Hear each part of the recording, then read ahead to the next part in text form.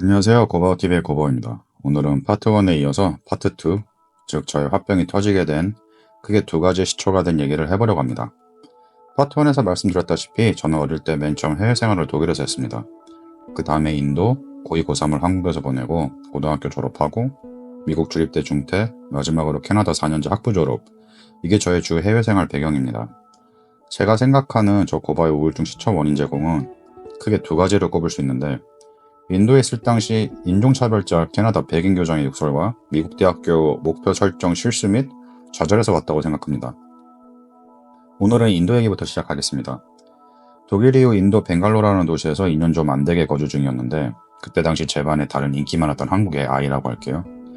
아이가 사고를 하도 많이 치니 학교에서는 한 번 더 사고 치면 퇴학이다 라고 으름장을 놓은 거죠. 저랑 미술 수업을 듣다가 저에게 장난을 쳤고 저는 안 엮이고 싶어서 반응이 시큰둥했었습니다.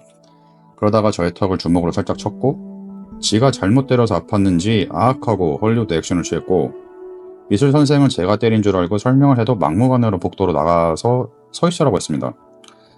억울하게 벌쓰는 도중에 학교 교장이 그 복도를 지나가면서 저에게 왜 나와 있냐고 물었고, 저는 간략하게 자초지종을 얘기했으며 그 얘기를 들은 교장은 알았다면서 그 상대방 한국의 아이와 너랑 따로 얘기하자고 했습니다. 저와 아이는 당연히 상반되는 얘기가 오갔고, 당시 목격했던 반 애들은 아이가 저보다 인기가 많았으니 아이 편을 들었습니다. 마지막 기회니 저랑도 친했던 인도 반 친구가 우리도 너가 먼저 장난 안 건 거 안다고, 아이 대신에 이번에 네가 좀 억울해도 봐주라 라며 저에게 수학 수업 끝나고 나오면서 얘기를 해주었었습니다.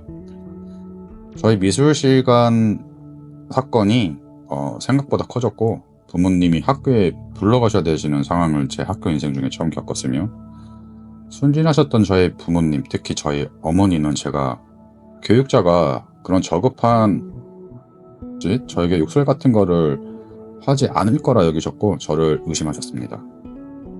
나름의 중2병 사춘기를 보내고 있던 저는 이때 부모님이 저를 배신한다 여겼고 너무 실망했으며 분노에 휩싸이다 자포자기한 상태로 하루하루를 보내다 한인교회에서 봉사활동으로 미국에서 온 교포형에게 울면서 속 얘기도 해봤고, 나중에 한국 학생 중 저랑 친했던 동생의 언성을 높이면서 부모님과 어른들 계실 때 제가 한 거 아니라고 상대방 쪽에서 고바 형에게 뒤집어 쓰인 거라고 버럭해준 덕분에 부모님이 다시 제 편이 되어주셨습니다. 그때 여론이 99% 저한테 불리했고 제가 그 당시 너무 힘든 나머지 부모님 탓도 했지만, 저희 부모님은 그런 쓰레기 같은 인간이 교장일 거라고 상상도 못하셨고 고작 중2 15살 청소년에게 개새끼 같은 욕설을 퍼부는 인성 쓰레기일 줄은 감히 상상도 못하신 거죠. 교장이 저보고 거짓말하는 개새끼라고 네 반 친구들한테 들었는데 네가 거짓말했더만 왜 거짓말했냐 이러는데, 저도 이 말 듣고 내가 영어 리스닝 제대로 하는 거 맞지? 라며 순간 제 얘기를 의심했었습니다. 설사 제가 거짓말했다 쳐도 교장이고 어른이면 욕설보다는 사춘기 학생들한테는 타이르거나 다른 방식으로 상담을 해보고 교감을 통해 상담하는 게 훨씬 효과적인 해결책이라고 저는 확신합니다. 사춘기 애들 다 그쳐봐야 마음을 얻지 않는 이상 유도신문밖에 안 됩니다. 게다가 저의 문제는 해결됐다기보다도 제가 아버지의 회사 일로 인해 벵갈로에서 뉴델리로 전학 가는 바람에 타의적으로 그 사태는 찝찝하게 해결이 되었습니다. 그러면서 부모님의 신뢰는 다시 얻었지만 뉴델리로 전학 갈 때까지 아이와 대립구도가 되며 저랑 친하게 지냈던 반 친구들 대다수에게조차 저는 왕따 취급당하게 됩니다. 매일매일 학교 다니는 게 지옥 같았지만 그나마 다시 제 편이 되어주신 부모님 덕분에 전학 가기 한두 달 정도 그 지옥 같던 학교 생활을 버텼습니다. 그때부터인가 서서히 인간들에 향한 불신이 생기기 시작했고, 아, 나랑 친하게 지냈어도 자신이 불리해지면 간신배 마냥 이간질도 일삼는구나. 그러면서 정말 많이 느낀 게 내가 심신이 강해져야 된다. 그래야 이런 억울한 일들도 안 생긴다. 그런데 어떻게 해야 강해지지? 이게 저의 제일 큰 난관이었습니다. 그런데 전학을 간 뉴델리는 전학교에 비해서 학우들이 훨씬 더 젠틀했고 학교도 아카데믹적으로도 훨씬 수준이 높았습니다.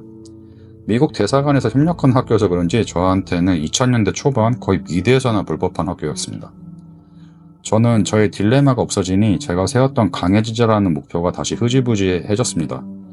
이러면서 제가 쌓아놨던 울분들도 그냥 나중이 된 거지 해결이 돼서 자연스럽게 잊혀진 게 아니었습니다. 아무런 해결이나 자기 개발도 안 되고 그러면서 저의 태도는 회피 유형으로 좋은 게 좋은 거다 식으로 변하기 시작합니다. 이게 진짜 큰 함정입니다. 우울증은 중요한 일들을 회피하기 시작하고 뒷마무리 제대로 못하면서 놔두고 점점 자신을 늪으로 빠뜨립니다. 왜냐? 일들이 점점 쌓이고 커지거든요. 그러면서 화병 키우는 거죠. 겉으론 괜찮을 수 있는데 속에서는 고름이 차는 겁니다. 얘기가 길어지는 파트 3로 이어가겠습니다. 파트 3에서는 미국 학부생활 얘기가 포함됩니다. 들어주셔서 감사합니다. 구독과 좋아요, 알림 설정 부탁드리며 지금까지 고바워 TV의 고바워였습니다.